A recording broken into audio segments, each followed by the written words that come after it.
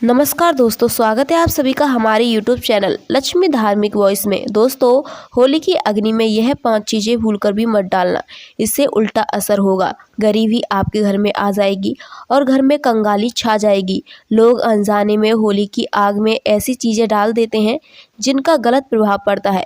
उन्हें पता ही नहीं होता है कि इन चीज़ों को जलाने से घर में बर्बादी आ जाती है, घर में कष्ट कलेश छा जाते हैं। इसीलिए इस वीडियो में हम आपको बताएंगे कि कौन सी चीज़ आपको होली की आग में बिल्कुल भी नहीं डालनी है, बिल्कुल भी नहीं जलानी है, और कौन सी चीज़ होली की अग्नि में डालना शुभ माना जाता है। पंचांग के अनुसार इस साल फागुन पूर्णिमा तिथि 13 मार्च गुरुवार को सुबह 10:35 से शुरू होगी और 14 मार्च शुक्रवार को दोपहर 12 बजे समाप्त हो जाएगी, क्योंकि चंद्र ग्रहण 13 मार्च को ही पड़ने जा रहा है। इसीलिए पूर्णिमा का व्रत 13 मार्च गुरुवार को ही रखा जाएगा। अगले दिन जब दोपहर में पूर्णिमा समाप्त हो जाएगी तब पूर्णिमा का स्नान और दान किया जाएगा। होली का दहन 13 मार्च गुरुवार को होगा, यानी इस दिन पूर्णिमा का व्रत और सत्यनारायण भगवान का व्रत भी रखा जाएगा।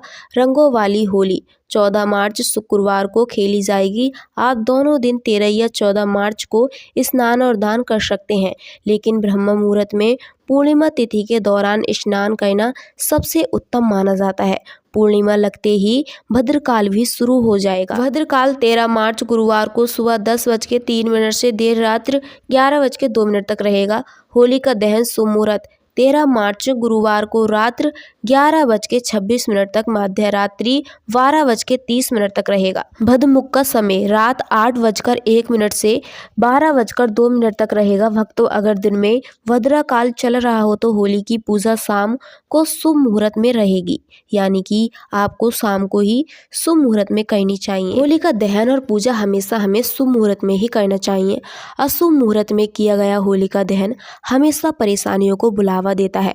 अब बात करते हैं चंद्र ग्रहण की। इस बार चंद्र ग्रहण 14 मार्च को सुबह 9:29 से शुरू होगा और दोपहर 12:39 पर खत्म होगा, क्योंकि ये ग्रहण दिन में लगेगा। भारत में ये दिखाई नहीं देगा और यहाँ इसका सूतक काल भी सामान्य ही होगा। दोस्तों, जब चंद्र ग्रहण लगता है तब ग्रहों की विशेष स्थिति बनती है। इस दौरान मंगल, सूर्य और राहु आमने सामने होते हैं।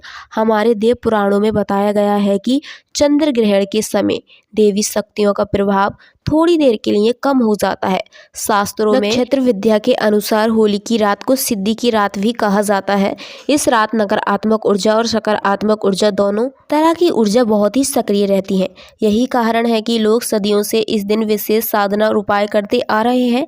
ऐसा माना जाता है कि होली की रात को किए गई साधना प्रभावशाली और फलदायक होती है, जिससे निश्चित ही रूप से लाभ मिलता है। इस दिन किसी भी देवता की साधना बहुत ही अच्छी मानी जाती है। इस वीडियो में हम आपको बताएंगे कि होली पर किए जाने वाले कुछ प्रभावशाली उपाय कौन कौन से हैं, जिससे आप अपने वाले नए हिंदू वर्ष में खुशी पा सकते हैं और अपने दुख दर्द व कष्ट कलेश को दूर कर सकते हैं। लेकिन क्या आप जानते हैं कि होली पर कुछ ऐसी चीजें बिल्कुल भी नहीं अर्पित करनी चाहिए जिनसे आपको लाभ नहीं बल्कि आपको समस्या और कष्ट परेशानी ही मिलेंगी। हम आपको बताएंगे कि आपको कौन सी चीजें होली माता को कभी भी अर्पित नहीं करनी चाहिए, वरना इसका परिणाम बहुत ही ज्यादा बुरा होगा। ये वीडियो बहुत ही ज्ञानवर्धक होने वाली है, इसीलिए इसे अंत तक जरूर देखें और माता लक्ष्मी को पसंद करने वाले कमेंट बॉक्स में जय माता लक्ष्मी अवश्य लिखें और वीडियो को अंत तक जरूर देखें और हमारे चैनल को सब्सक्राइब और वीडियो को लाइक जरूर करें ताकि ऐसी वीडियो आप तक जल्द ही पहुंच सके। चलिए वीडियो शुरू करते हैं। शास्त्रों के अनुसार होली दहन के समय अग्नि में टूटा हुआ या खराब अनाज कभी भी नहीं चढ़ाना चाहिए। ऐसा करने से होली का माँ का आशीर्वाद मिलने की जगह आपको श्राप मिल जाता है। पूजा पाठ में हमेशा संपूर्ण और पवित्र चीजों का ही उपयोग करना चाहिए, क्योंकि अधूरी चीज इस्तेमाल करने से फल भी अधूरा ही मिलता है। होली के दहन के समय जब अनाज अर्पित करें तो उसके ऊपर हरी हरी परतें जरूर होनी चाहिए। ये बहुत ही शुभ माना जाता है, इसीलिए ध्यान रखें होली की अग्नि में शुद्ध और संपूर्ण चीजें ही आपको चढ़ानी चाहिए ताकि जीवन में सकारात्मक और खुशहाली आपकी अटूट रहे। टूटा हुआ अनाज बिल्कुल भी भी शुभ नहीं माना जाता है। होली के दहन से ठीक पहले आपको अपने घर में गन्ना अवश्य लानी चाहिए और उसकी मात्रा 5, 2 या फिर 7 होनी चाहिए। अग्नि में पानी वाला नारियल बिल्कुल भी नहीं चढ़ाना चाहिए, इससे आपको पाप लग सकता है। इसी वजह से आपको पानी वाला नारियल बिल्कुल भी नहीं चढ़ाना है, आप सूखा नारियल चढ़ा सकते हैं। माना जाता है कि होली माता को घर का भोग बहुत ही ज्यादा प्रिय है, इसीलिए घर में जो भी पकवान बने हैं उन्हें होली माँ को अवश्य ही अर्पित करना चाहिए। लेकिन ध्यान रहे कि गुजिया चढ़ाते समय आपको गुजिया 3 नहीं रखनी है। 3 तो आपको गुजिया बिल्कुल भी नहीं रखनी है। आप 2, 5, 7, 11, 21 रख सकते हैं, लेकिन 3 की मात्रा आपको बिल्कुल भी नहीं रखनी है। और आपको क्या करना है, आपको गोबर के उपले भी अवश्य ही चढ़ाना चाहिए। लेकिन आपको एक चीज़ भी और चढ़ानी चाहिए, बरगुले आते हैं, बरगुले की माला आपको अग्नि में ज़रूर चढ़ानी चाहिए और नई जौ भी अवश्य ही चढ़ानी चाहिए। ये बहुत ही ज़्यादा शुभ माने जाते हैं। गाँव में तो ये चीज़ें अवश्य ही चढ़ाते हैं, बहुत ही ज़्यादा शुभ तरीके से पूजते हैं। होली का दहन में चावल के बने हुए पापड़ भी अवश्य ही चढ़ाने चाहिए या फिर कच्चे चावल भी आपको अर्पित करने चाहिए। इससे धन प्राप्ति होती है और गरीबी घर से 2 गुना दूर रहती है। जो भी आपने पापड़ बनाए हैं उन्हें पहले दहन की अग्नि में अर्पित करें, इससे घर में धन दौलत की कमी नहीं आती है। और होली के पावन अवसर पर गुजिया एक दूसरे को अवश्य ही खिलानी चाहिए, इससे आपसी प्रेम और संबंध मजबूत हो जाते हैं। माता को भोग लगाने से पहले आपको गुजियों को झूठा बिल्कुल भी नहीं करना है। जब पूजा समाप्त हो जाए तभी उसका सेवन करना चाहिए। हमेशा याद रहे कि माता को गुजिया का भोग लगाने के बाद आपको कन्याओं को गुजियों को जरूर खिलाना चाहिए, उन्हें दक्षिणा भी देना चाहिए। इससे आपको नवदुर्गा और माता रानी का आशीर्वाद प्राप्त हो जाता है। और गाय माता को भी इस दिन भोग अवश्य ही लगाना चाहिए। गाय माता को गुजिया और अन्य मीठे पकवान खिलाने चाहिए। कहा जाता है कि गाय माता को पकवान खिलाने से जन्मों तक खुशी समृद्धि बनी रहती है। ऐसा माना जाता है कि गाय माता को भोग लगाने से सभी देवी देवताओं को प्रसन्न किया जा सकता है। इस दिन अगर कुछ न कर पाए तो कम से कम गाय माता को भोग अवश्य ही अर्पित करें, इससे होली माँ का आशीर्वाद आप पे सदैव बने रहेगा। होली दहन के बाद अगले दिन होली की राख को घर में अवश्य लाएं और पूरे परिवार के मस्तक पर इसका टीका लगाएं। इस राख को काले कपड़े में बांधकर अपने घर में सुरक्षित रखें। यदि किसी बच्चे को नज़र दोष लग गई है तो उसके माथे पर इस राख को लगा दें।